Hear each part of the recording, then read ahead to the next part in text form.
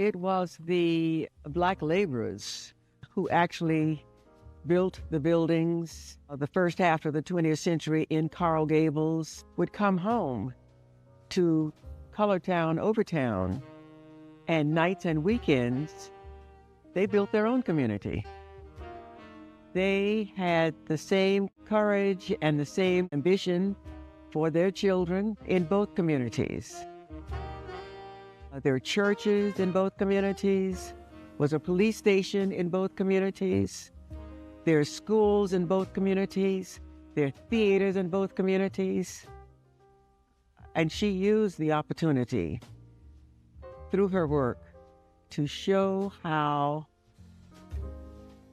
even with different socioeconomic conditions, the pride that people in each of the communities felt in themselves and what they were creating.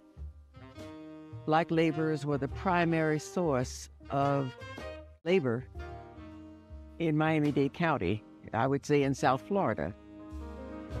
So that blacks coming from the southern states, as well as blacks coming from the Bahamas and throughout the Caribbean, were the ones who did the labor. They were hired to work wherever there were white residents and white businesses. And the laborers would, in fact, construct the buildings in the white areas like Coral Gables.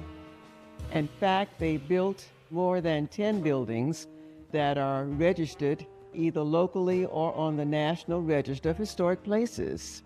Buildings that are architecturally significant, such as the Lyric Theater, the Dorsey House, and many others that are architecturally important.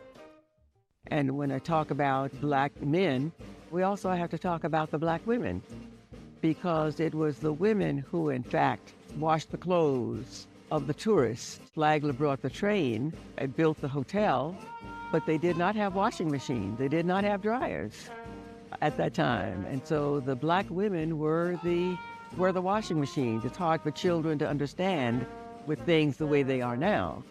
But my grandmother was one of the many washerwomen who walked across the railroad tracks from Colortown, Overtown, to the hotels. Without the washerwomen, the tourists wouldn't have clothes, the residents, nobody would have clean clothes.